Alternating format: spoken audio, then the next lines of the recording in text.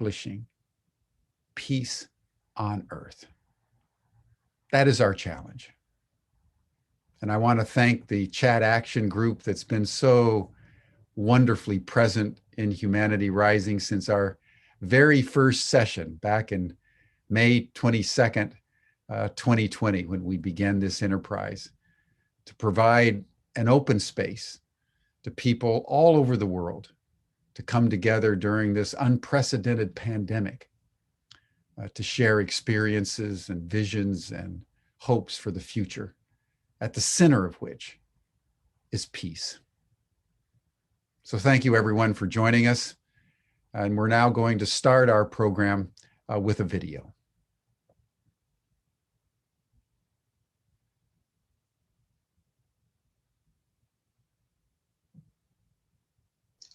So Jim, as this is being improvised, right now I don't have access to the video. If somebody puts the video link in the chat, I can do it. But apart from that, I don't have the link right now because we had this last minute crash. Yeah, thank you. If Leslie or Kurt or whoever can put the video in the chat box, Georg can put it up. And just so our audience is holding it, we had a Zoom event just before going live. So we're trying to sort it out.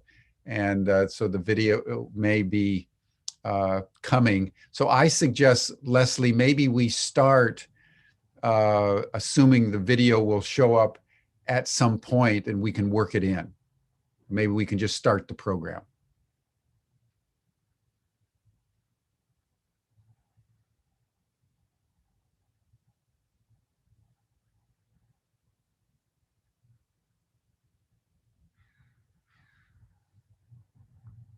I'm not seeing the video here in the chat, so I suppose we should. Go ahead.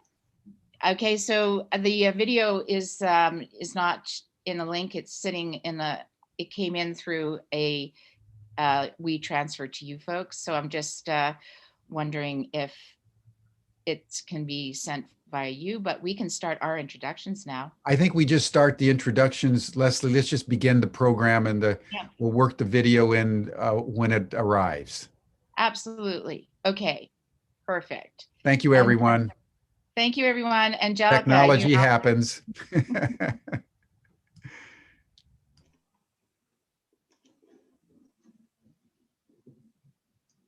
Hello, everyone. I am Angelica. I go by the pronoun she, her, hers, and my superheroes are my grandmothers. Hello, everyone. I'm called Eli. I am another you. Our pronouns are we, me, him, and our superheroes are all those beings who are being the change they wish to see in the world.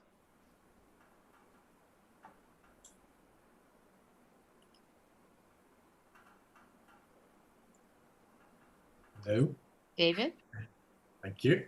My name is David. I'm known as he or him, and my superhero is Professor Xavier.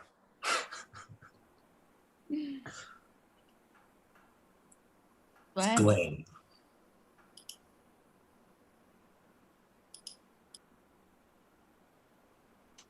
Come on in, Glenn.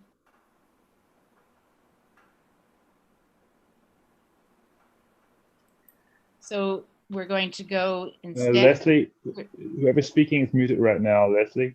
Yes. I'm speaking now. Yes. And since I'm speaking, I'm just going to introduce myself. This is getting really kind of lovely chaotic in this design. So after me, it's going to be Glenn. And then after that, it's going to be Kurt. And so we're just going to keep coming in. Hi, I'm Leslie. I go by the pronouns her and she.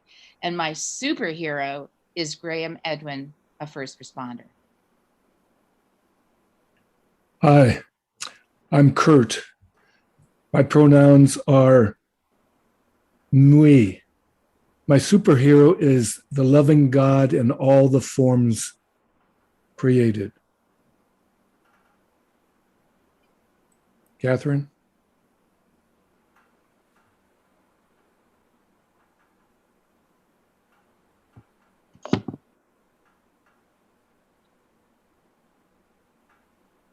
Catherine. Catherine, there you are. Hi, I'm Catherine Alexander. My pronouns are she and her. And my superhero is Jeannie Benyus, who single-handedly brought nature back into business. Hugo? Hi, my name is Kim, and my pronouns are she and her. And my superheroes to acknowledge today are everyone that is really standing up in their greatness and becoming more than they were the moments before.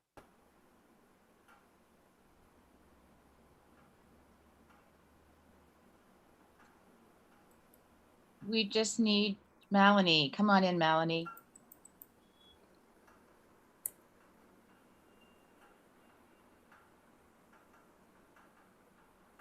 Hi, I'm Malini, and my pronouns are us and we, and my superhero is I, the infinite divine being that is me, as is every one of you. And Rahim. Hi. Just your name, your pronouns, and your superhero. Oh, yeah. So my name is Raheen. I am she and her. And my hero is my dad. Love him.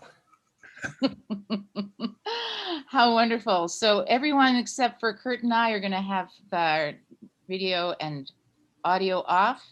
And Kurt and I are just going to talk a little bit about this week that has been. What a week it's been, eh, Kurt? What a dance. I mean, in India, they call it the dance of Shiva. It's dancing on the demon's head, so to speak. And it's been quite an evolution.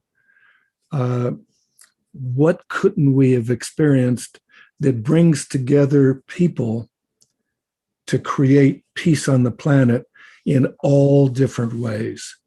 And Leslie, this magical woman who is the orchestrator of this divine symphony that we've had this week, will explore it even deeper, because I'm just a space cadet. Well, we're riding together, fella. So this has been a ride. We've gotten to really know each other. So so just so that everyone understands the construct of what's been happening, we have been walking into the peace labyrinth, and now we are beginning to walk out. And this is the beautiful logo that was created by Marsha Raff of the Chat Action Group. And this is the path that we have been following. I just wanted to show briefly the peace challenge, because we talked about that there's 21 steps into the labyrinth.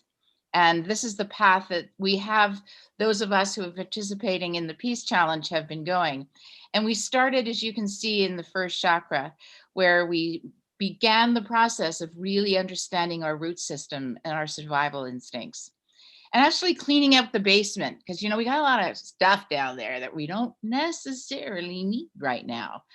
And we moved up into the steps into our arena of emotions, and the polarities live in this place. And we were looking at our polarities. And then we moved into where we start to make choice in the solar plexus. And we did some work around, well, who am I? What is my agency? And we're definitely bringing that in today. And then we moved into the heart, which is where we started to understand our values and beliefs, those that are helping us, those that are limiting us, and what is it that our heart can actually activate when we come from that place. And then we start moving into that beautiful tonal area of our call to action, our intention and our truth. We then moved into our vision, our blind spot, our worldview. And just to clarify, people were saying, who were responding, saying, I don't know why I'm sticking inside of me. I'm ready to be out there. I'm ready to be a we. And I'm getting excited. My hair's falling apart. And what actually happens is, but this beautiful corporal entity has energy bodies that are paying attention to all of those frequencies.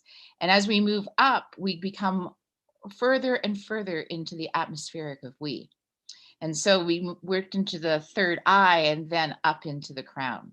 So those were the 21 steps that we undertook as part of our walk into the labyrinth. And just as an overview, sitting inside that same framework was really how the week got designed. It's a nested framework. We didn't believe any day that we left one and went to another. Every day we added to the nest. And so, as Jim just so articulately did for us, it was the intersections. And why did we choose the intersections of those three? Is because where they intersect is where the opportunity sits. And that's why this week was designed around intersections, increasingly taking us to a place of activation. So today we are in the action, agency, and impact. And the beauty of that is that we get to start to play with what is this that we're activating? What is this that what agency that we have? And we're going to be taken into some of the marvelous work that people have been doing, like Hugo and David and Melanie, tracking us through this week and what information is emerging from this experience. After that, we're going to get into two different types of worldviews about how do we activate. It's not an either or, it's an and. And we are going to be gratefully wrapping with our young leader from Pakistan, who you just saw, Raheen, who's going to give us a call to action. Finish with Jen, who's going to sing our group song, We Shall Be Known. So here's Hugo. Come on in.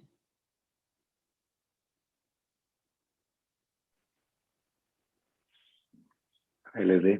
Can you hear Hi, me? we can see you. Perfect. Glad to be here. Thank you. So, can I start with the whole presentation? Or? Please start. Yes. Okay. So let me just start by saying how it's going to be composed. So the first part is my presentation, and I will make it properly. And then I will be more into a freestyle exploring the live vortexing sessions that we did for this whole week. And I'm gonna go deep into this, and then I'm gonna finish by presenting a proposal of collective intelligence, and all packed in 15 minutes. So I think it's quite a challenge, and I like it. I'm really thankful for the opportunity. Okay, so thank you.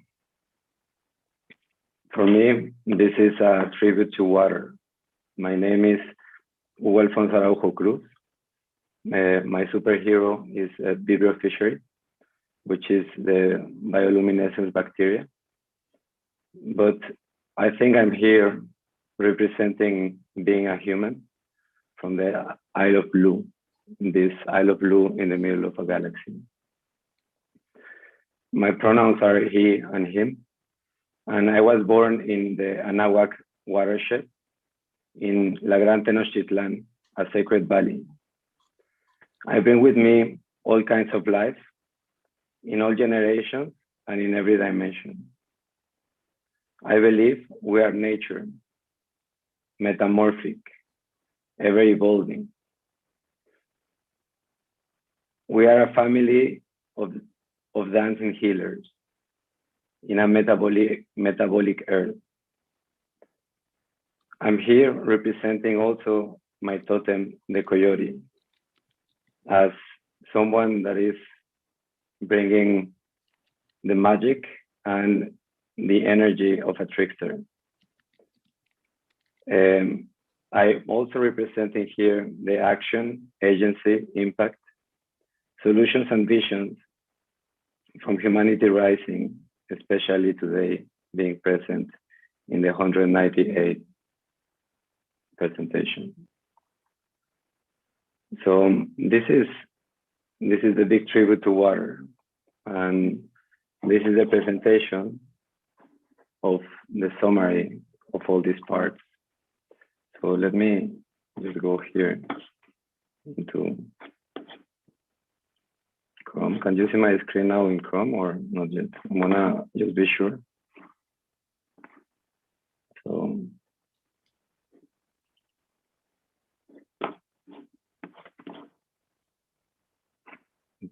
Now you're looking my screen in Chrome. So this shape, this is the conversation that everyone has been having, and I'm really thankful because of the opportunity given to me of sharing all this perspective around peace. I've learned a lot, and I really appreciate the way that you put all these kind of things together. And for me, it has been like weaving. And by weaving, I mean connecting the knowledge in a way that I think my ancestors did it. But I'm pretty sure that is something very new because I wasn't being able to do it before. So this is what I call a vortex. And it is an ecosystem that is woven in knowledge.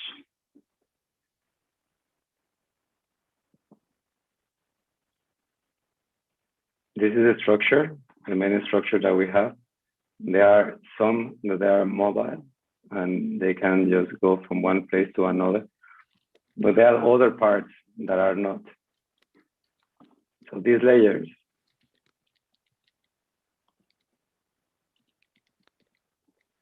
this is for the day 194.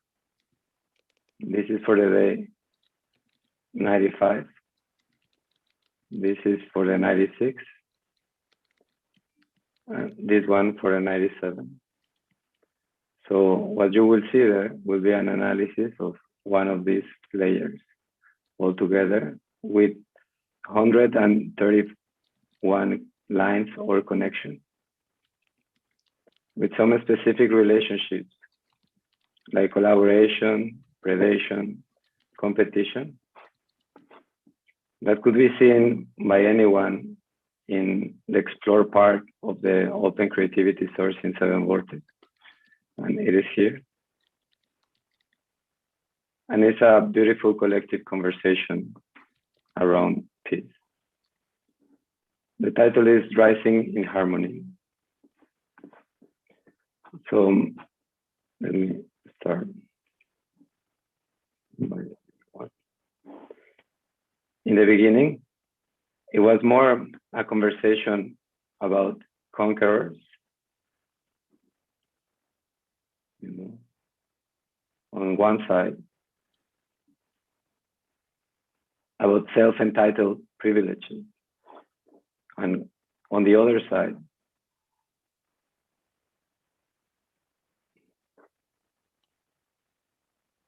it was more about conquer. So as you can see, there are some polls in this discussion that for me were interesting. And all this is about creativity. It is nothing that I did with a specific data or algorithm. It is just my creativity putting there and all my heart. So what it seems to me that was a conversation around personal experience.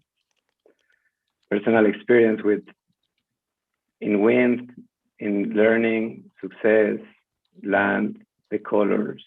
Everything is around a different personal experience.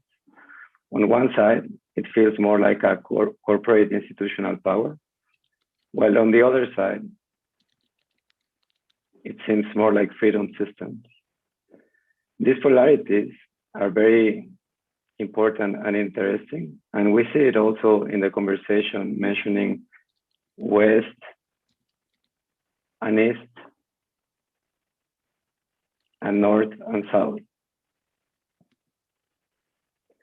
So in the second day, we added different layers on this also personal narrative, but more on the eyes of war and economy, as Jim was saying.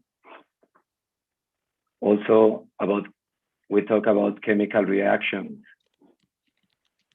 and how the brain waves, the meditation, the neuroscience, specifically connections with trauma as well. So things like stress, safety, triggers of trauma. And then we move into civil rights, abuses, inspiration, and how these possibilities of bringing a little bit more towards the center. So in a way that it is not just a personal experience, but it seems to be also a personal narrative. It depends on the kind of things that you are living. And that brings me into the personal light. So when we were looking this drawing that you can see here, in this drawing, there were some with circles and this kind of design. So for me, it was very surprising because it was the same kind of thing that I was drawing into the vortex.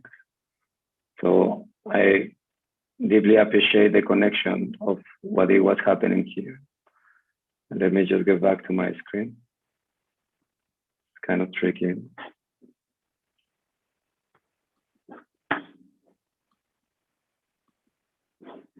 So in the last day, so yesterday, it was more about personal light. And this personal light was also focused on the magic. Like, it was really another kind of dimension almost. Everything personal, of course. And with these three possibilities, but more talking about collective vibration, collective I, ancient trees, reciprocity, reality, conscious loving universe, nature's intelligence, paradigm shift. So the conversation has been evolving in such a way, in a really beautiful way. And it's a conversation that we can all explore.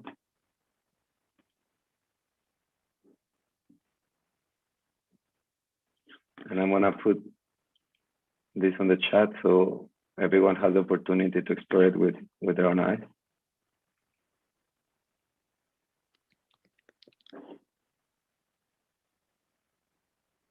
There. And for me, this is really an explosion of something that goes from the inner out kind of light.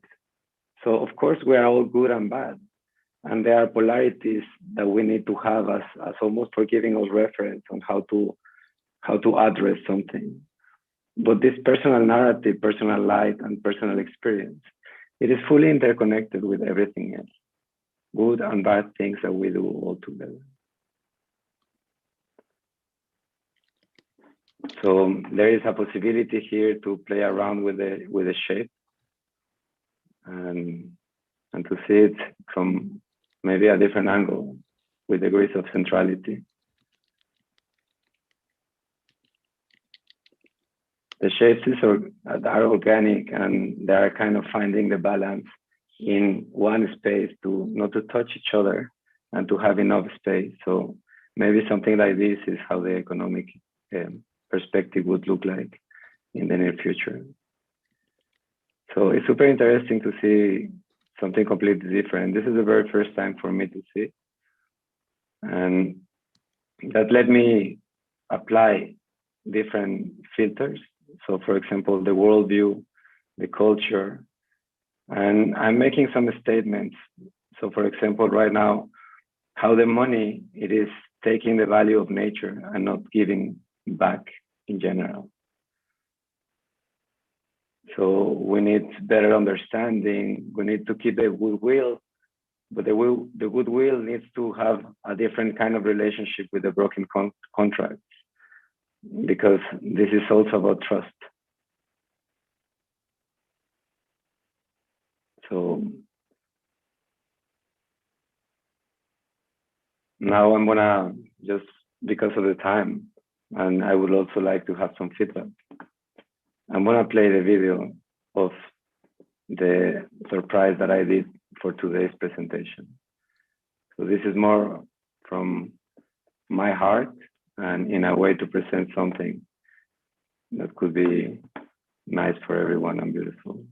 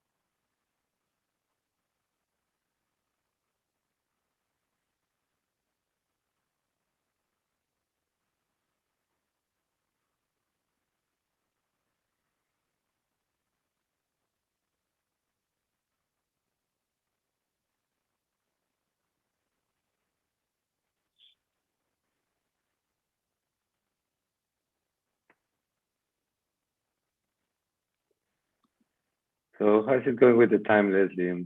What do you want me You know to? what? I could sit and watch that for the next hour.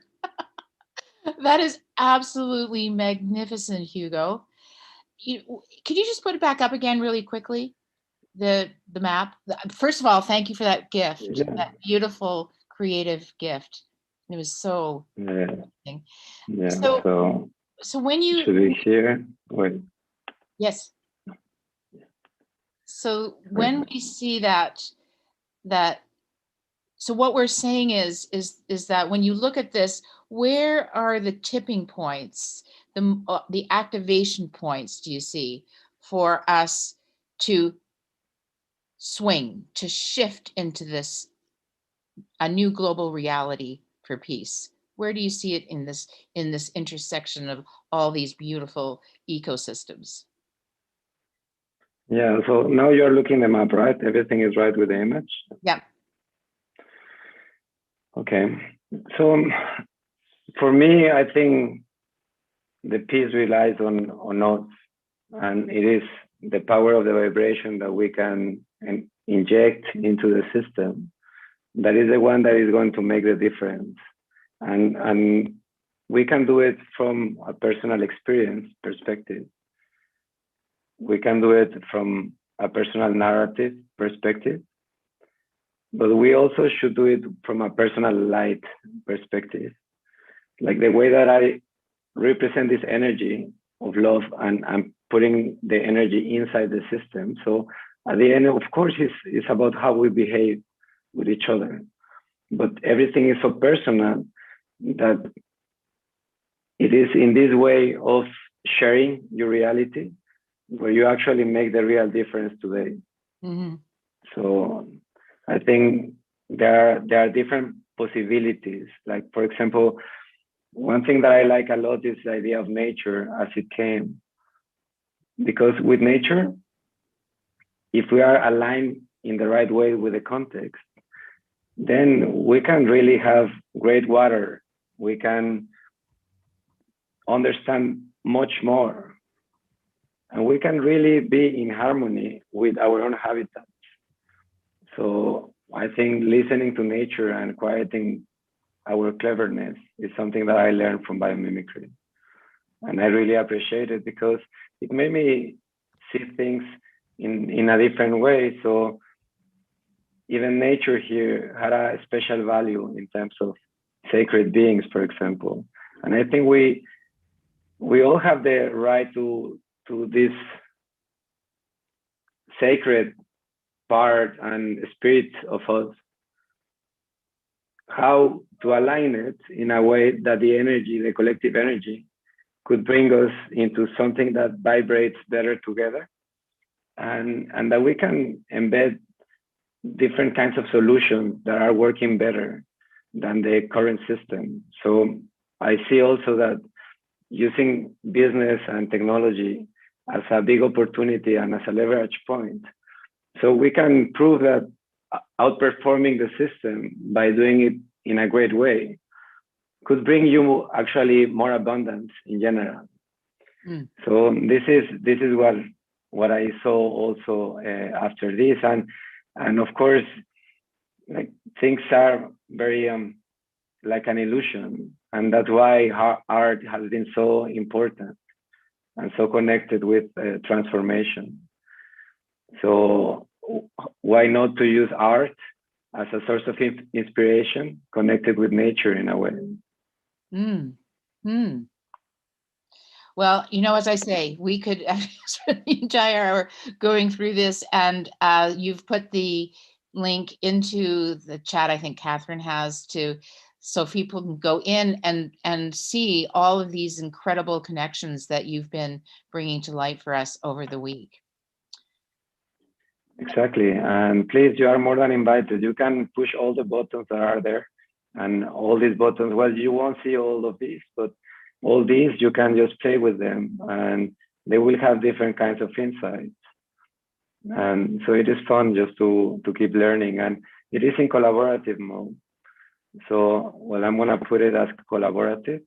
So you can add connections or you can add bubbles if you have your user. And feel free to do it. This is one of the intentions. You cannot change the shape, but you can add bubbles in and colors. So it could be interesting just to have your feedback as a collective intelligence system as well, of course. You have in this screen really, I believe, have through the bubbles and where they're sitting and their size have really spoken to what has been revealed this week, and it is brilliant. Thank you so much, Hugo. Oh, so we go into, so I see. So you've even got, it goes even deeper, man. Isn't it great? Oh, so you yeah. can explore like one at a time, and you can keep going. And this is just like something that I try to make it positive for everyone. And I'm super glad that you have liked it. And thank you for the opportunity again. Well, Hugo, you know, one thing that's really amazing about this is that that's all very heavy stuff, really, when you think about it. But when I'm looking at it in the bubbles, it feels like it's moving, you know, it's light, it's there, it's in play, you know, so that's the whole nature of biomimicry. And I want to thank you so much for being here with us today. Thank you. Okay. Melanie and Kurt, come on in. Oh boy. Isn't it magic? Yeah. This is just that inspiration about having peace presented brings forth so much because it's in every aspect of life. And Hugo just makes it real. I know. And think about all the listening in that he's done to create that and the creation. So we're going to go and take a look at the peace survey that Melanie, are you coming on in with the peace survey at this moment? Hello. Melanie, आपके साहे. Namaste. TK. Namaste.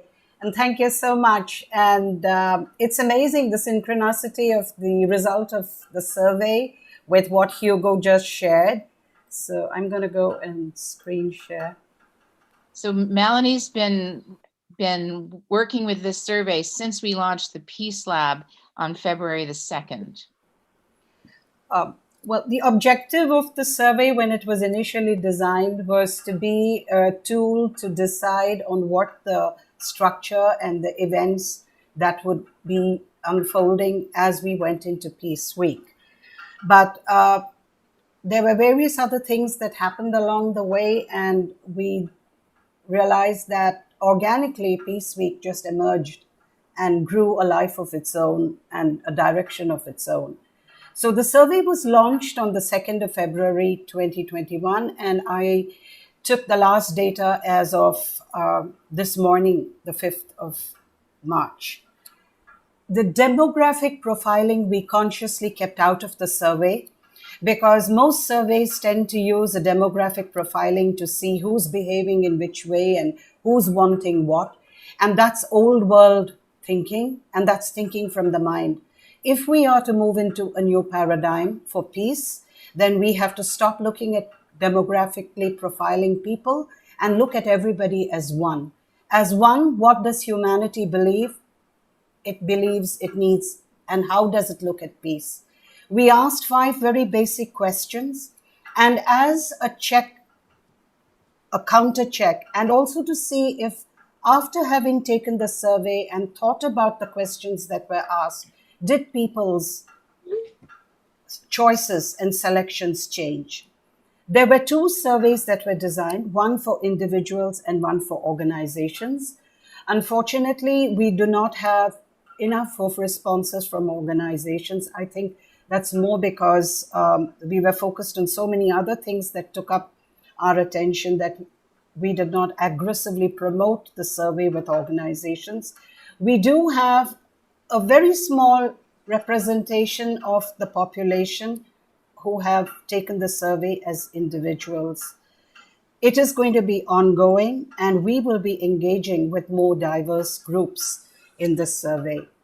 So question 1, we asked, what does peace mean to you? And in the interest of statistical fidelity, we left, although all of these choices were important, we left the decision of people to decide out of this list what were the three most important issues. And the interesting response that we got was the image you see on the left is for the 28th of February before Peace Week started. And this was the result that came in as of this morning. And interestingly, there hasn't been much of a change. But what really stood out is that, you know, reflecting on what Hugo showed, peace is still a very individual and personal issue. Most of the responses, as you can see from the graph, the top three items were inner calm, again, which is an individual issue, good relationship and compassion, and connection with nature. And then we asked the second question as what would be the most important items that would result in establishing peace. We genuinely and seriously believe peace is the end result of our behaviors, of how as humanity we come together and we act. And if you look at this list, we purposely threw in issues which are general and issues which are very specific. Food, shelter, disasters, access to water, individual rights, children's protection, women's rights are all generic, are all very specific issues. Whereas new economic systems, global citizenship, love, religious tolerance were more on a general. But it is to be appreciated that very often many of these individual issues do lead to the larger issue. And let us see what came up. What really emerged out of this was kind of interesting. People tended to choose the general rather than the specific. And this was the result. Environmental and ecological concerns were what came up as the first choice. Love came up as the second choice. And social justice came up as the third most important choice. And as you can see, from before the Peace Week started and after the Peace Week started, the only change you will see is in religious tolerance. Otherwise, almost all the parameters and the values are the same. And protecting cultural systems was another thing that had a very slight change in it. The third question we asked for, from your choices of what you chose above, how would you like to have these issues addressed? This was what would be the agency and the engagement, having made those three choices that people would take as they moved forward. And interestingly, this is what we got. Most people wanted to know more about more projects. They wanted to interact with organizations working for peace. And some of them also wanted to work with organizations that were working in the area of their choice. Interestingly enough, wanting to give financial support was the least serious issue. It just goes to show that I think humanity is ready for a new type of currency where everything is not commodified and everything is not turned into equated with money. It is also a sign that we will need to move away from the GDP and the other aspects which drive economy in the old world as we move into a new world. And question 5, do you work in an organization or are you an individual? This remains the same. More than 50% of the people were individuals and 44% were working with organizations. And I would like to sort of reflect on the fact that this kind of a response has emerged because I think most of the people were individuals and not organizations working. And the fourth question that we asked was, how do you feel is the most effective way of achieving peace? And this is what emerged. People wished to see working through education, showcasing the work of people, and interestingly, through art and culture, through art and music. So it is time for the narrative in the media to be changed. It is time to talk about the positive, the heartwarming, and the good stories that are happening out there, and not focus so much on what is wrong, what is bad. It is time to engage in art and music, and it is time to go to the children and work with education, rework the curriculum that is more focused on peace. And again, we asked the 9th question, which was a repeat of the first question, and we found that there wasn't any change, except for maybe a few numbers, which is the play of statistics, because when we closed on the 28th, we had 67 people who took the survey, and when we closed this morning, there were many more. So the numbers moved a bit, but the overall picture remains the same. Having taken the survey, people sort of didn't change their minds. So it was still inner calm. The only difference was good relationship and compassion and connection to nature was what we saw in question 1. And the only change was that connection to nature became more, moved to the second place, and good relations, compassion was not in this set of data, whereas good relationship still held in. And yes, the research will continue. This was just touching the very first wave that hits the ocean of what humanity needs to do and the way forward. So when you think about what you asked and what people said, would you change any of the questions as a result of what's emerged from Peace Week? Conversation. I think the questions need to be reframed, because this was specifically designed to get just an idea of what could be the topics and what could be the agenda of Peace Week. This was very focused with the design element for Peace Week. But yes, it needs to be much more in depth. It needs to be framed on a different pathway. And yes, in the research, there is a lot of correlation that needs to be done. As if someone picked this as an answer, what was their response to this question? But this, from my point of view, is insufficient data, but it's just a pointer.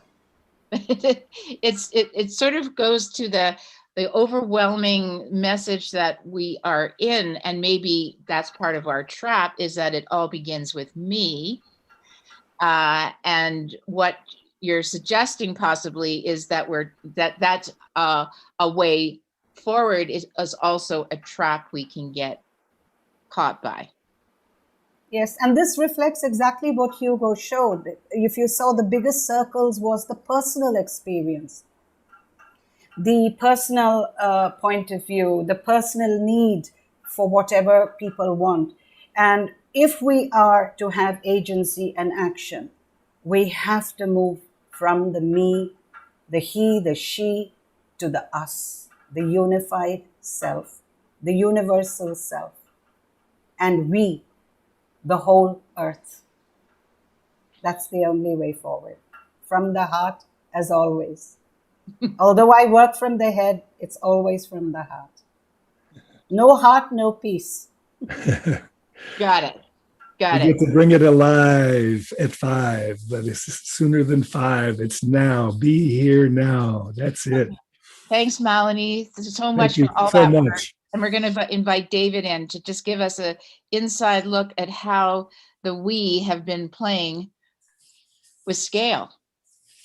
Just a brief overview. We launched a scale some time ago, but we really kickstarted it into the Peace Lab on Tuesday, where we invited people to come in and start playing in evolving a new social experience.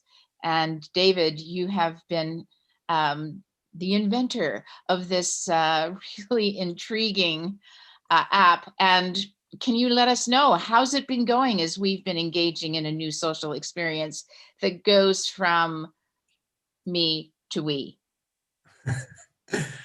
Okay, I'm going to show you a screenshot of the actual app that people can use. In fact, if people want to, they can click on it and go in, register. And while I'm talking, maybe we'll see people pop up. Okay, I'm going to share the screen of my, there it is. Okay, now this is a small graph, not quite as grand as Hugo's. However, it does show a very important thing. It shows the relationships between people. People actually have names, okay, so you can see the names, but I want to show the pattern. And basically, yesterday, there was a person, Robert Schramm, who gave a little talk about Universal Declaration to Ratify Love.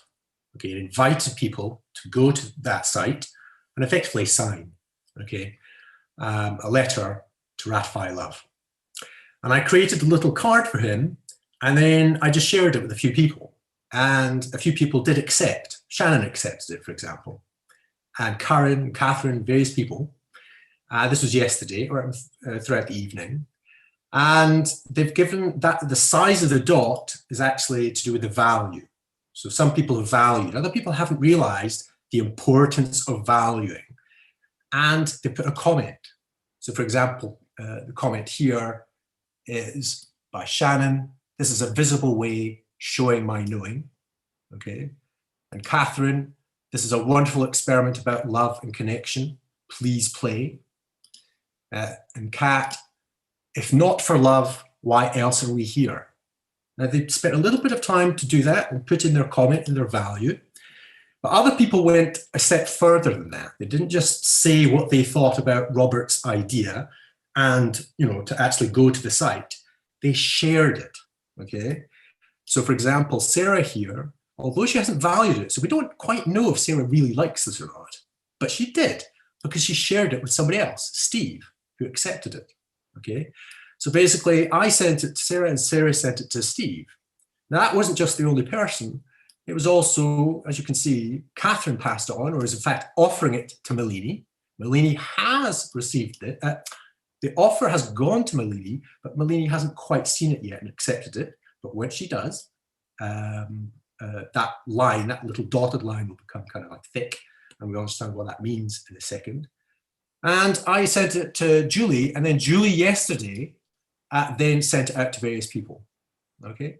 One of whom, Leslie, was you, and you've accepted it. You haven't said why, but you certainly said it's like 10. This is a great thing, all right? So Robert could see that, and so on and so forth. So if people share, now this line, what does it mean to share?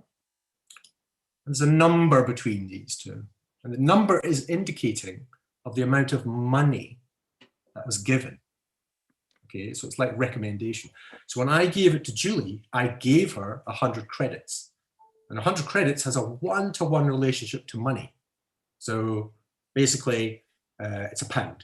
It's like $1. So I gave her $1 just to even look at it. And then she liked it so much, she gave it a 10. And then she sent it to various people. She sent 20 credits on to Dan. She sent 6 over to Leslie. So what we're trying to indicate with this graph is that it's the relationships. Okay, and the relationships are formed by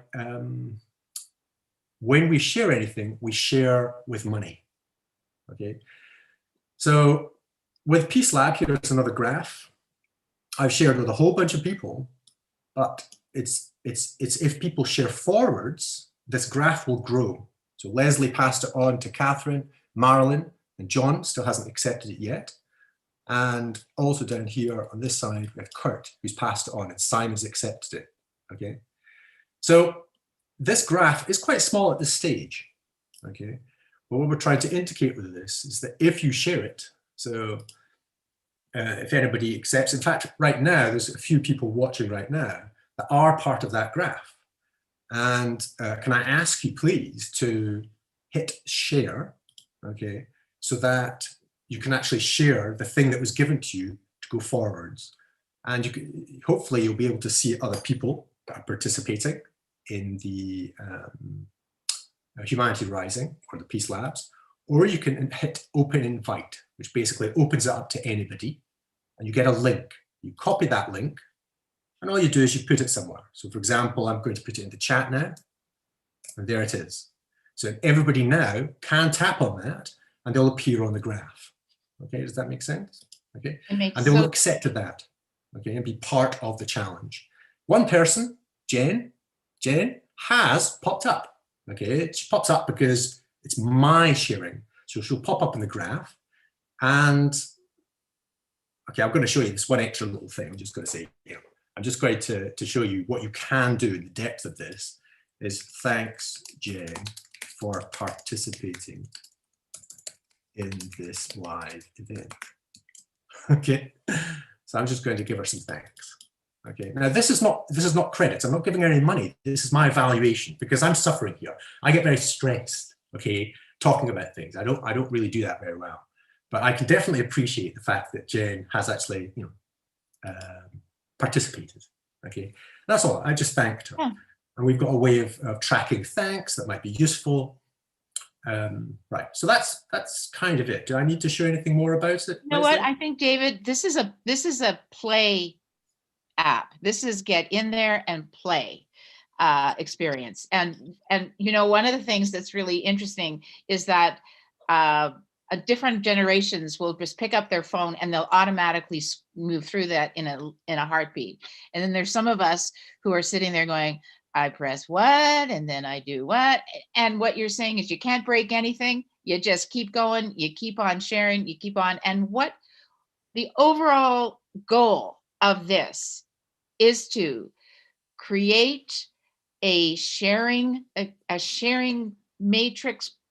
I don't even say a matrix. It's a sharing experience that keeps building out us, showing people what we're interested in, telling people this, pay attention to this. It's really great. And then we see where they take it. Because you know what? When I put it on Facebook or I put it on Instagram, it goes out into the ether. I have no idea what's going on with it. I just hope that somebody's going to also like. I don't know what value it holds. I don't know who they're sending it on to. This allows us to see as a community how we're creating a social experience of value of things that are important to us as a community. Okay. Can I suggest a way to maybe understand how powerful this could be? Oh, is this working? Yeah, David, we got 30 seconds, babe. So show us in 30 seconds. Okay, I'm not going to show you, but is this still? Okay, I think it's frozen. I don't even know if you can see me. Okay, the trick that most people don't understand is exponential growth. Okay, the act of sharing, So if everybody, for example, today, this year, just shared world peace, okay, with two people in the year, okay, they found two people that said, yeah, I'm committed to world peace. How long would it take? How many years would it take before we had everybody on the planet? If each person, people, so the next year, those two people find two people. It's 33 years. So if we, just sitting here together, found two people this year, in 33 years, everybody. Now, what we're suggesting with this app is that you can do this by sharing something. If, for example, today you share with two people, by tomorrow, each of those people share within the day. In a month, we have 1 billion. 1 billion. Okay. And what we're suggesting is that is just by the act of sharing. And if you're sharing with money, £1, for example, or $1, in a month's time, by the next Peace Lab, we could have 1 billion. It won't happen maybe this month, but all it is the simple act, the power of saying, I think this is valuable, have a look at this, and here's my money, here's £1. And if you do that with two people, that's how the system can work. So our goal is 1 billion. Small goal, it's just a small target. I'm taking it, I'm taking that goal. Okay, David, brilliant, thank you. See you a little bit later. It's been great playing with you. I'm now going to turn the floor over to Glenn Martin, and he's going to come in and share another way of worldview. In this case, it's around governance and parliament. So Glenn, come on in, and the floor is all yours, sir. Now you've got my name up there, and I really like you, but I don't know if you want my name. But this is Glenn. I don't know how to change it, Leslie. That's my problem here. No worries. You're Glenn Martin, and that's what we know. Yeah, So. okay. Thank you for all the work that you're doing in this field, and I'm going to leave you with this with our Okay, audience. so I'll share the screen. And okay, can you see the slideshow screen? Not yet. Okay. How There about you that? go. Yep, now we're seeing it. Okay, good. So I'm president of the World Constitution and Parliament Association, which is an organization that was founded in 1958 with the purpose of writing a constitution for the entire earth, for bringing human beings, men and women together to govern our planet on behalf of peace and justice and love and decency. And they succeeded. That was before I got involved with it, but they succeeded. By 1991, they had the finished constitution. And today I'm president of the organization that promotes this constitution. So in a very real way, this Glenn, is. can I just, don't mean to Yes. interrupt. Can you just play slideshow, because then we can see the whole, can you just, so we can see the whole slide? How's that? There we go. That's okay. better. Yep, thank you. So in a very real way, I think as David was just saying, as the people in this program have been saying, our choice is here is depicted on this screen between a world that is fragmented and divided politically, economically, rich and poor, vast accumulations of private wealth, vast security systems, systems limiting immigration, limiting our contact with one another on the left-hand side of the screen, and the kind of planet that we have known since 1962, when this image first came back from outer space, that we are one humanity on one planet, and spiritually we need to be one.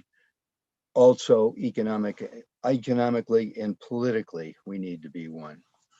So this is the cover of one edition of the Earth Constitution, just so you can see that it's a real constitution. You know, it's like the US Constitution or the Constitution of many countries, but this is for our planet.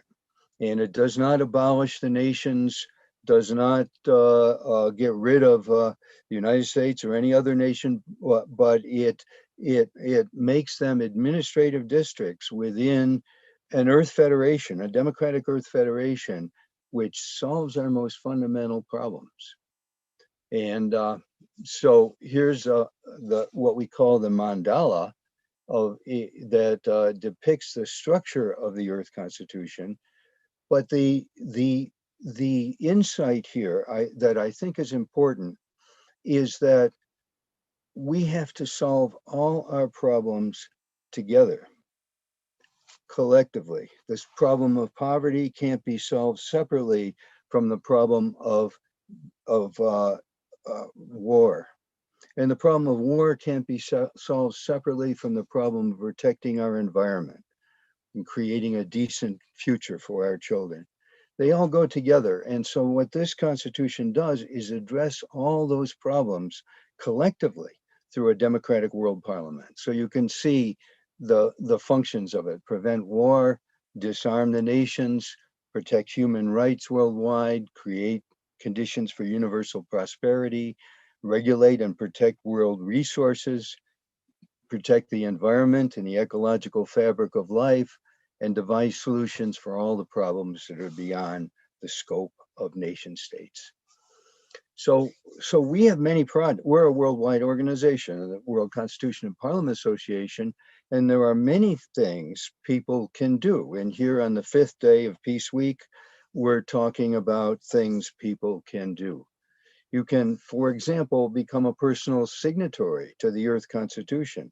And there are many thousands, hundreds of thousands of people who since 1991 have become personal signatories. So we're building a huge momentum moving, as David was talking about, this possibility of a mathematical, a geometrical progression, a movement of people to affirm the economic and political unity, which will also correspond to the spiritual unity of humanity.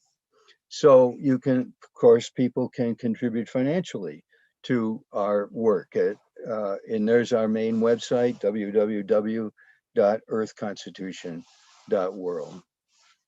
That people can form study and promotion groups. And there are many groups around the world studying right now as we speak, the Earth Constitution, discussing it and so on. The Citizens for Global Solutions, which is, you may know, is a large organization working for this kind of a solution to the world problems. They have a study group right now that's studying the Earth Constitution that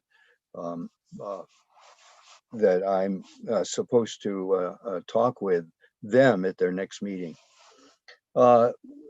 We recruit new members all the time. People can join on the same website. People can join WCPA and become an advocate in all kinds of ways for global unity under the Earth Constitution.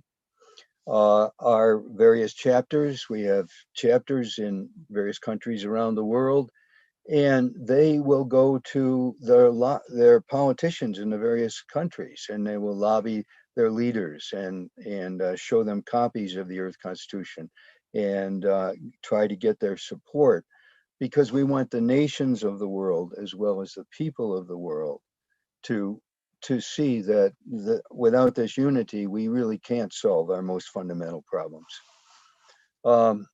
So people can participate in the development and operation of the Provisional World Parliament, and I'll talk about that just a moment in another slide.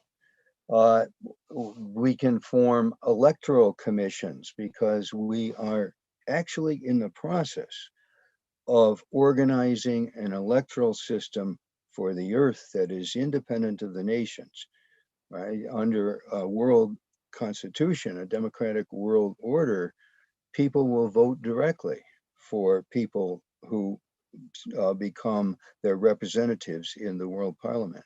And we're actually organizing, we're in the process of organizing that. And I have another slide on that I will mention in a moment.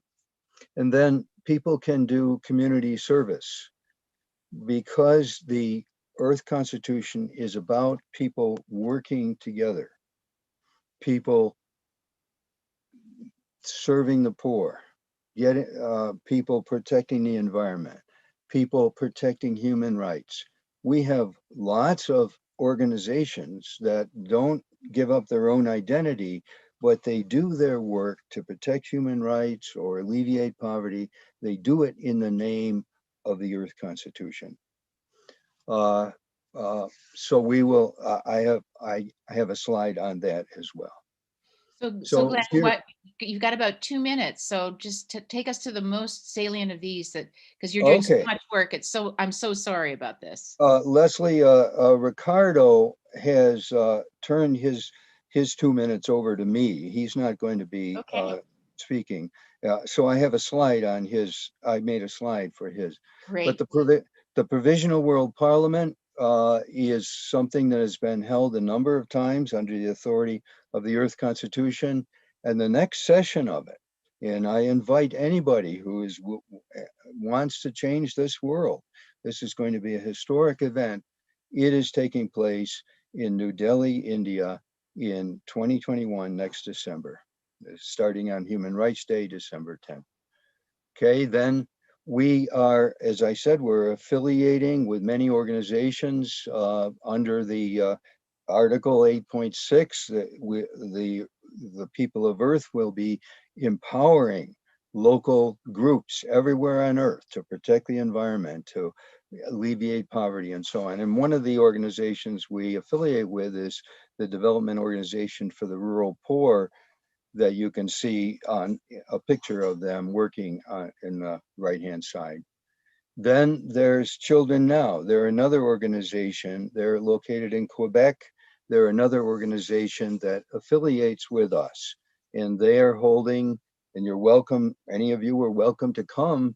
They're holding a symposium, an international symposium, and they're in the process of developing a global charter of responsibilities for youth leadership in relationship to the environment.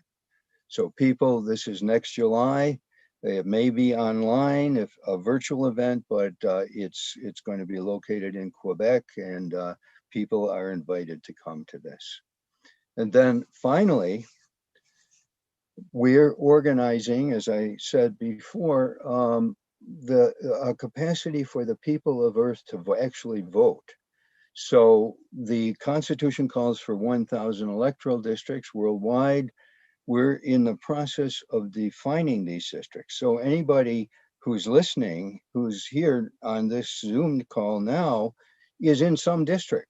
You know, the entire world is divided into 1,000 districts equal by population.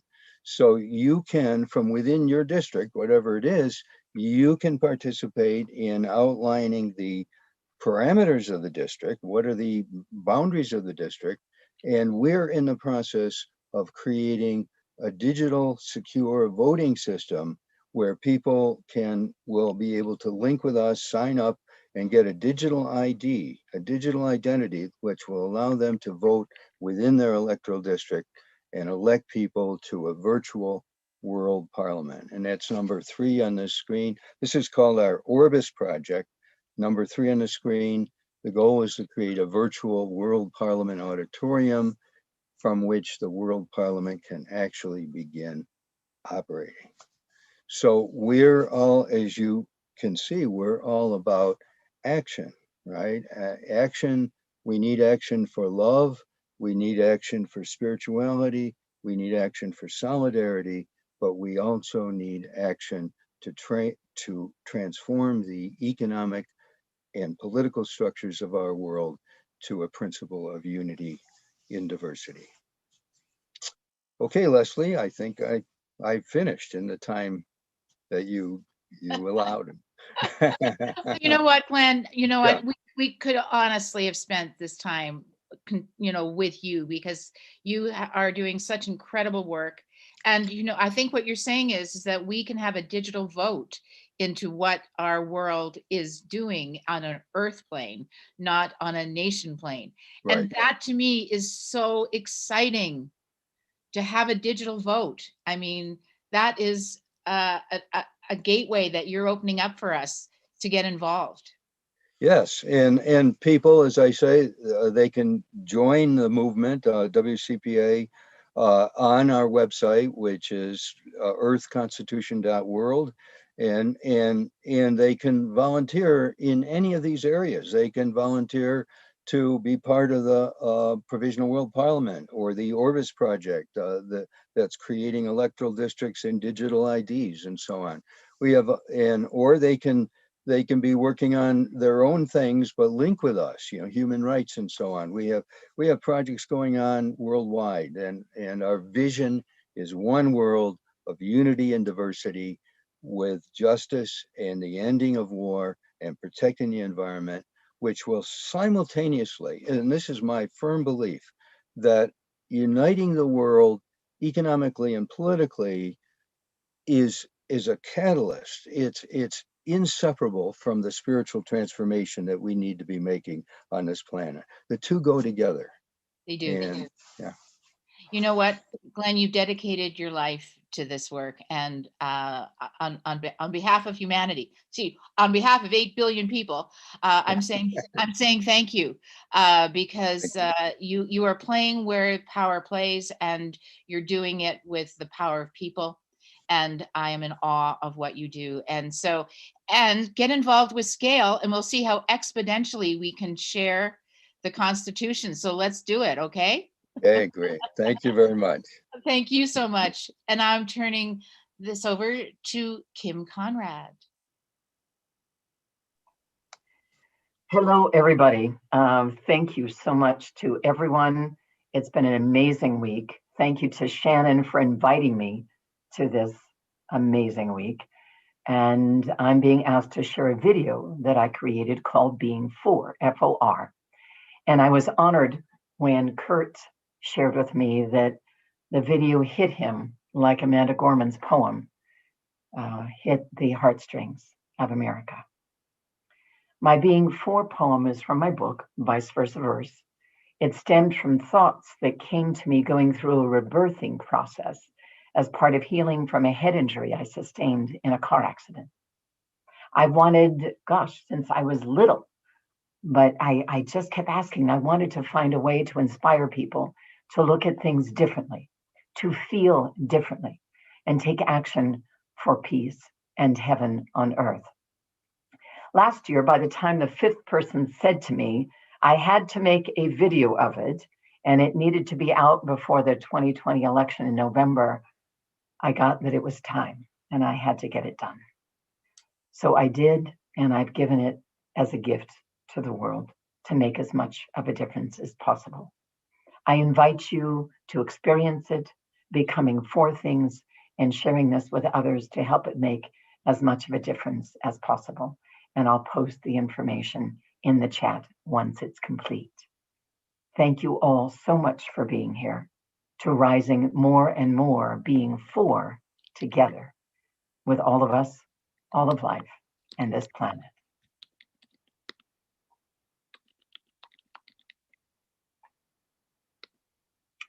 And let's see. Here we go. Can you see this, Leslie? I can. Okay.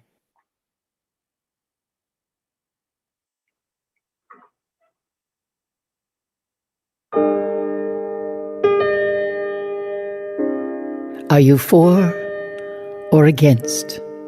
We used to say. Often we did not know how else to get our way. To live, to create, to manifest our dreams.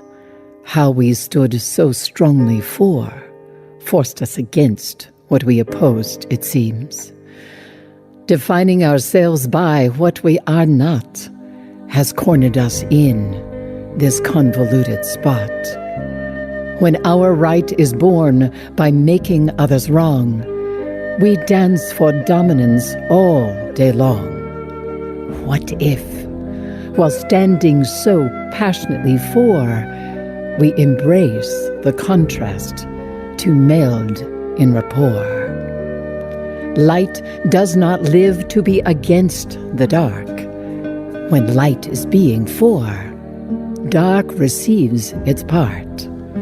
You may have day, I may have night, yet both exist continually when you don't have to prove you're right. We are coming to know all things are related in this wisdom where all are created. Our left hand and right hand are opposite parts of a whole, yet the whole does not oppose itself, it houses our soul. Mother Earth and all relations are in this joint venture. Release being self-indentured in our adventure. It's time. Time to be valued opponents and amiable allies. A blessed tension that builds to ascension. Opposition is a creation of the mind. Being opposite is a natural state where reflection is refined. Encountering differences, do you think your thought or mine? What if instead they both could combine? What if a polarized world were a thing of the past, Now we have the ability to live whole at last. To live whole because we're starting to see we are all part of unity. Miracles await us as we begin to soar, flying past boundaries that constrained us before. What if the cells of our body and us were to choose, simply choose, to live and be heaven here at last? So violence and imbalance are things of the past. Cells changing the whole instead of the other way around. From all this deep awakening, we live in heaven found. So, are you for or against? We used to say. Now we can co-create our world in a magnificent way, holding your view while also seeing mine, brings us higher and deeper at the same time, uniting us together in our timely rebirth, building this garden of heaven on earth. Summon our hearts, remove all doubt, allow and create heaven all about.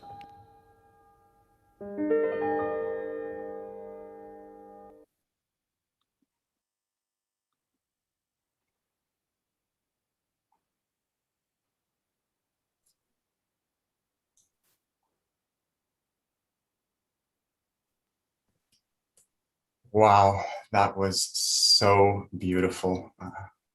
Couldn't have planned it better if we wanted that to be our intro. I'm called Eli. I am another you, and we have a presentation today from the Universal Foundation for Holistic Design.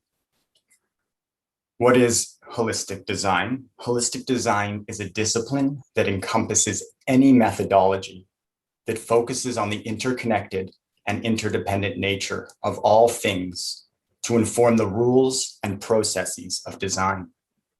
Models are generated on a foundation of ecocentrism, which places everything that is and sustains life at the center of the value system. Combining current philosophical, scientific, and energetic understandings of the universe, human design systems can be made to comply with the same principles as natural ones, which have the complexity and precision of billions of years of evolution. I'd like to begin today with a little experiential practice with everyone. To do this, we're just going to show a couple pictures here of, if we can get those up on the screen, please and thank you. We'll show a picture of a mycelial network. Beautiful. Okay. So today we're going to share some gifts with everyone. Part of the gifts is us as a foundation. We restructure societal systems to work in concert with natural ones for the benefit of all. Just like a river is performing its function for all, not for a specific group, all of these systems are designed the same way. They are biomimicry, which we were introduced to so beautifully by Hugo. And we'll tie that in here, I believe, in a moment. That was my first introduction, but so beautiful. So on the left here, we have a wall of galaxies. This is a real picture from NASA. And on the right, we have a mycelial network. So mycelium are the vegetative part of the fungus. So when we think of mushrooms, this is just the fruiting body. Our next picture is on the top left, we have the human brain. On the top right, we have another mycelial network. And bottom left, we have we have a tree. And on the right again, we see that same wall of galaxies. So what we're going to share today is fewfold. One is something we call the re-enculturation process, which will explain exactly what that is. But it is our understanding that if we want to restructure societal systems, we have to deal with our internal programming. Otherwise, we end up taking the old into the new. Would be one way of saying it. Another is we have an entire system that was designed and given to us, you could say, by nature. It will allow us to restructure the way our society works and be in concert with nature. And all of this will be gifts given away for free. It's not owned by us, it's owned by all of us. So I'd like to invite everyone just to take a moment from their screen, a few moments actually, and close our eyes and power up our imagination.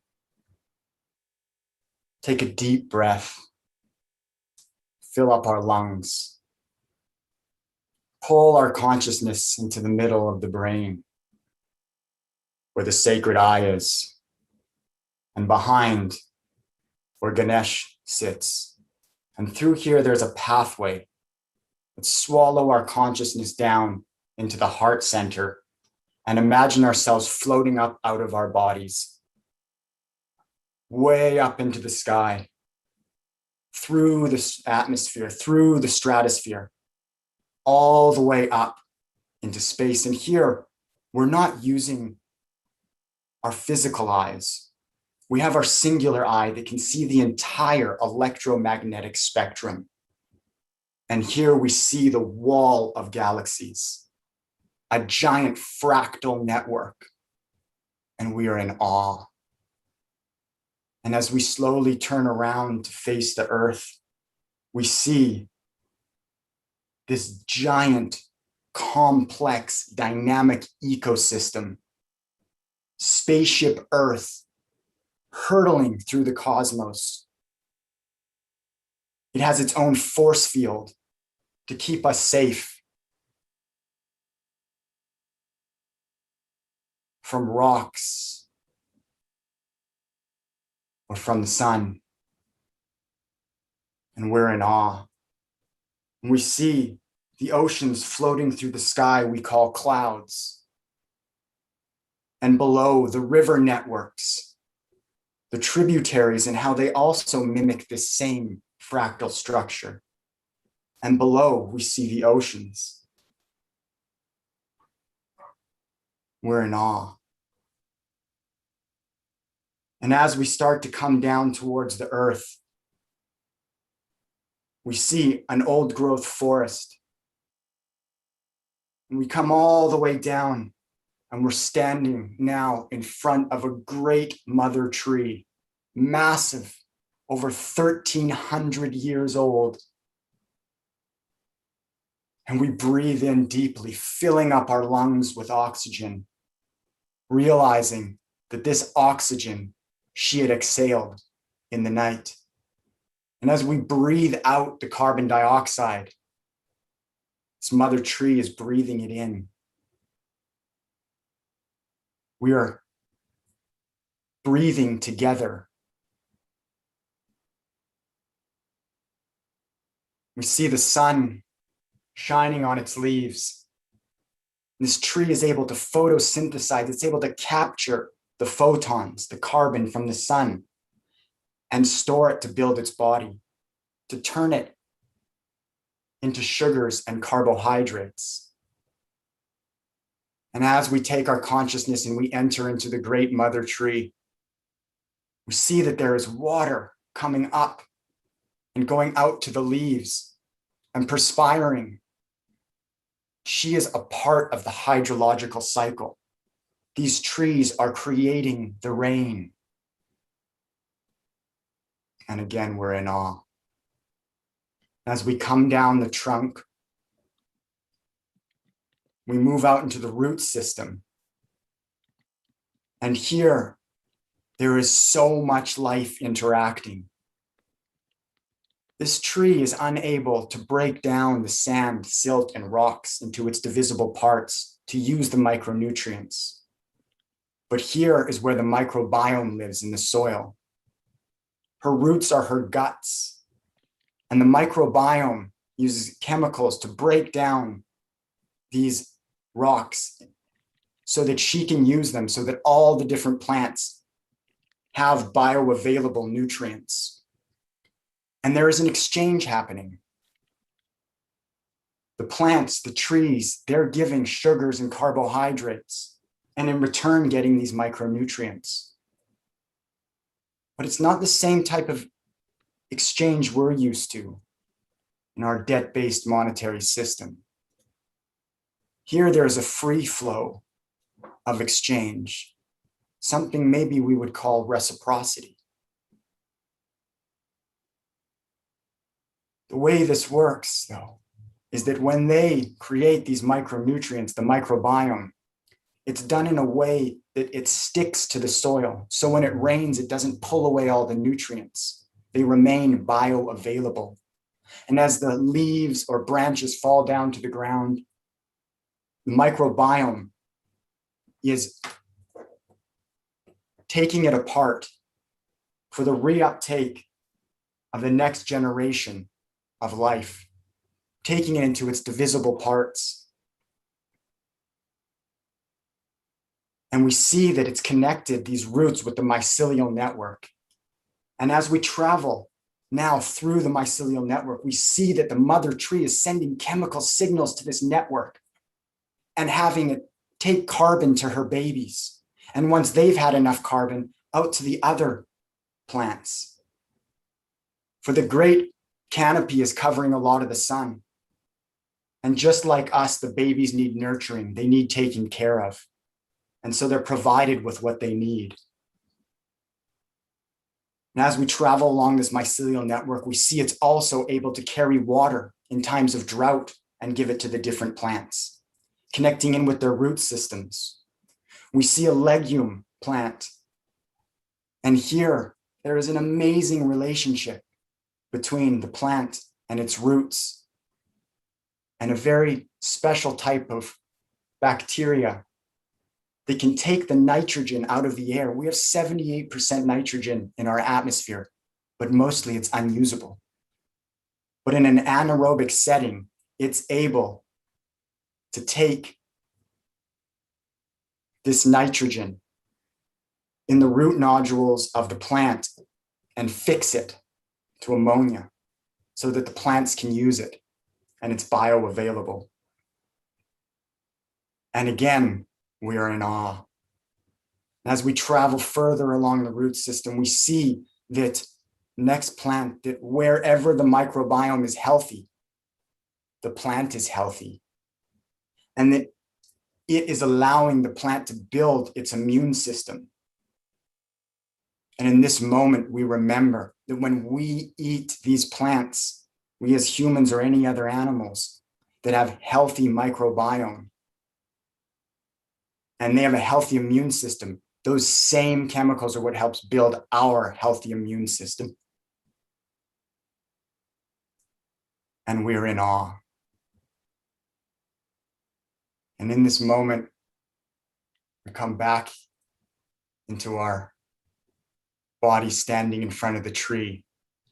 And we realize that as I breathe in, our lungs fill up with oxygen, and the bronchi are the same structure as the top of the tree. And below my inner tree, our inner tree, there are guts, just like the roots of the tree. And just like the roots of the tree, we have our own microbiome that allows us to digest our world, that allows us to make the external the internal.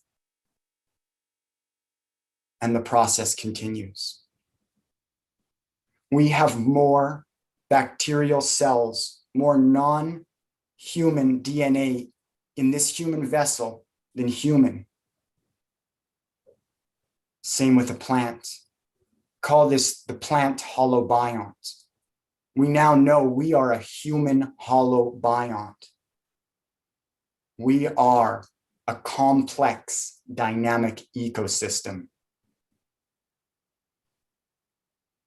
Now let's come back into our physical vessels. Breathe back in your consciousness right here, right now. And I just want to say thank you, thank you, thank you, thank you, all of you, for coming on this little little playful journey. Now, this is the beginning of the reinculturation process, a little taste. Rather than talking just about it, we're experiencing it. We don't even know who we are. We think we are an I, a singularity. The science says otherwise. So much says otherwise. When we understand that we are a complex, dynamic ecosystem that is a part, a cell within a larger, complex, dynamic ecosystem, that is a part of a much greater, complex, dynamic ecosystem, our conception of self begins to switch. And this is a process we would love to share with those who are called.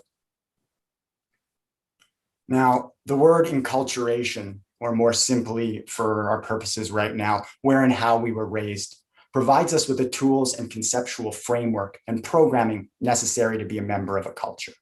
That's it. We've seen we don't even know who we are. This is a process of know thyself, understanding that we are a part of this much greater system. We were encultured by synthetic or human systems that are based on archaic programming right now. They served a purpose at the time, but they've run their course.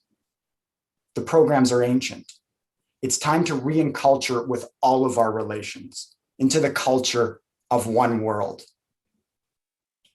We have what we call the holistic design principles up on our website at ufhd.ca. And everyone can experience these principles, spend time with them. We give info sessions. Everyone is welcome. This is for all of us. Now, these are the principles, we could say, of nature. They're the principles of the culture of nature, maybe another way we could say it. So to build a new world, we can't continue to build on top of all that allows us to live. Obviously, we have to build with. For many of us, this is obvious, for many not. And that's why we begin with sharing, with understanding, with giving. So I'll ask, we all want peace. So why do we so often choose war? Why do we think one way and act another? Our programming dictates our behavior. So if we want to restructure societal systems, we have to start here. We have to, through this and many other processes, many understand this. There's many ways in, I'll just speak about one. But understanding the four internal ecosystems and understanding harmony on an experiential level. When we do this, we're able to learn about this complex dynamic ecosystem and how it functions. So when we're going out and working on external complex dynamic ecosystems, we have experiential knowledge of it. We cannot know the entire universe. It's infinite. But we are a fractal image. This body right here is a holographic fractal image of the universe. It runs on the same principles. So if we gain freedom from understanding who we are and at the same time understand how to co-create with nature, why not feed two birds with one stone? Now, our thought precedes action. If our thought is based on subconscious programming encoded from systems that are fundamentally disharmonious, what one produces from the mind will reproduce the dysfunction. This is true of the emotional system as well. When in development, we mirror the energetic structure of those who raised us. The initial mixture of nature and nurture combined with emotional events that become trapped in the body all contribute to the structure of the emotional system. It is this structure that will dictate the pathways and the flow of emotion moves through the body, and thus how one is compelled to respond to stimuli. Our programming dictates the expression of our character, which dictates the plot of our script, developing our story. The grand narrative we tell ourselves influences every scene of our lives molding our patterns of thought and developing our actions. Over time, this develops into habits and ultimately writes the story of our lives. Multiple lives make a family, many families a community, many communities a culture. Our culture is one of the primary sources for code, and thus the cycle between the personal, interpersonal, and societal continues. And what we give is what we get. What we ingest is what we become. We must be a healthy, regenerative system in order to produce healthy, regenerative systems. When we understand both the structure and the interplay between how we are programmed by our society and how our programming creates our society, we are able to pause the feedback loop and create an opportunity to start anew. To restructure societal systems, we require all those who are aware enough to care for all that cares for us. With this in mind, we enter wholeheartedly into the reinculturation process so that we build a future where we all have a future. Now, on day one, we dove into the intersection of race, culture, and activism. And if we had with us all the principle of resilience, we would know that diversity and redundancy give us resilience. And we would honor and call in all of our diverse relations. We need diverse genes, opinions, ideas, ways of being in the world. Otherwise, we're extremely fragile. I can't go through each day because I'm being told I'm running out of time here. What's my time count? 30 seconds. Oh, wow. Okay, we have a system that we would like to share with absolutely everyone. It is a complex dynamic ecosystem. We have forgotten that doing is a product of being. Just being what is will allow us to do what is necessary. Just like a river for all. This system can self-replicate, it's regenerative, it's resilient, and eventually becomes anti-fragile, it's transparent. I guess I will have to stop here, but this is for everyone. We'll probably see you in the future. Come to our website, sign up for an info session. Everything is here for you for free. I want to thank everyone who put this together. You mean the world to us. We're just so honored.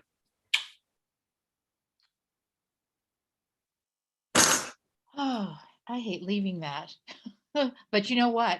What we have is the voice of the now in the body of Raheen Fatima, who's going to give us our call to action, and then we're going to sing out. Raheen.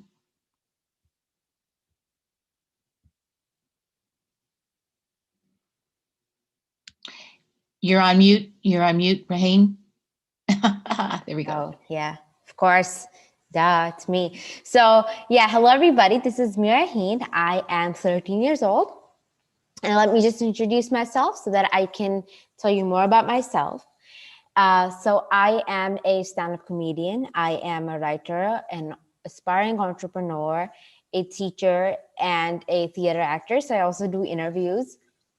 And the goal of my life is to empower everybody around me, regardless of their race or their religion. And I advocate for peace. And I feel like peace is something that we can achieve in the world. And I'm so proud to say for the fact that I believe that I'm part of Peace Lab, and I'm so honored to just be advocating for peace. My journey with peace started actually not a while ago, like with advocating and everything, and it started like literally last year July, and I got the opportunity to have a panel on peace and on co-creation. And everybody there was under the age of 16. So everybody was very young. I had to gather people and tell them that, please, this is an opportunity, please come. I had to ask people, constantly remind them that this is not a paid opportunity. And then I had very few people that were there unconditionally, had no conditions, and understood that they're doing this as a volunteer and truly from their heart for the love of peace. And that's how things got started with International Children's Month for me. And now I feel that peace for me is just the world that is understanding each other, and that is loving each other. Because at times, I mean, everybody has their grumpy moments. Everybody has their, at times, moments that you do not have all the love inside you, and you may want to fire at somebody, but you've kind of got to keep it in yourself at times. Because, I mean, I feel that it can make somebody as much as if, you know, surrounded with negative energy as you are. So it's just like spreading that. And that is not the goal. Ultimately, that isn't. And what I feel peace, what really, really can help achieve its peace is open dialogues like this, or conversations which are international, which are interfaith, which are intercultural, intergenerational, where people from all professional backgrounds can come in and tell their thoughts about peace. And at times, you know, you may not resonate with each other, but you can figure that out. And it has happened to me. I was in a open dialogue, and I kind of, you know, was talking to somebody, and turns out they did not resonate with what I was saying, and I did not with what they were saying. At times, you can figure it out. And we did, because maybe how I was phrasing my thought, because of the language gap we had, was different than maybe what I was thinking in my head. And that's where the communication was kind of the problem. But our hearts were set in the right place for the love of peace and for the love of all to love each other, which kind of sounds crazy that I use love a lot in my vocabulary, but it is important, because what is part of your vocabulary ultimately is also part of you, your belief system. And that's how these things work.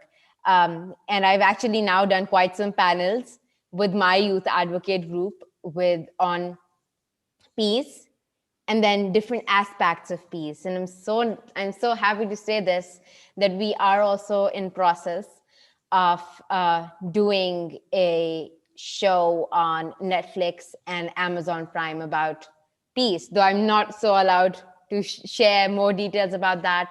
But I feel like we've come a long way as an advocate group, all from Pakistan, and I'm from Pakistan.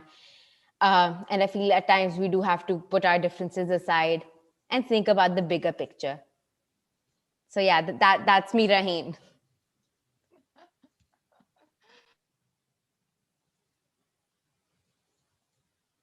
You are a sparkle of light and a beauty. And thank you for coming and sharing that with us. And now we're going to sing out with Jen. Come on in, Jen. Hi, everybody. My name's Jen, and I go by she and her, and I'm so honored to be here with you all. And I'm just going to paste the lyrics in the chat in case you all want to put yourselves on mute and sing along. I learned this song my superhero, by the way, is Manda Scott of Accidental Gods. And it was in her interview with Rob Shorter that I heard this song for the first time, and I realized I need to learn it and teach it to others, because I do believe that it is the song of our era. And as Shannon said in the chat earlier, it is time for a regenaissance, and that is my favorite word right now. So here we go. We shall be known by the company we keep, by the ones who circle round to tend these fires. We shall be known by the ones who sow and reap the seeds of change alive from deep within the earth. It is time now. It is time now that we thrive. It is time we lead ourselves into the well. It is time now, and what a time to be alive. In this great turning we shall learn to lead in love. In this great turning we shall learn to lead in love. We shall be known by the company we keep, by the ones who circle round to tend these fires. We shall be known by the ones who sow and reap the seeds of change alive from deep within the earth. It is time now. It is time now that we thrive. It is time we lead ourselves into the well. It is time now, and what a time to be alive. In this great turning we shall learn to lead in love. In this great turning we shall learn to lead in love. In this great turning we shall learn to lead in love. In this great turning we shall learn to lead in love.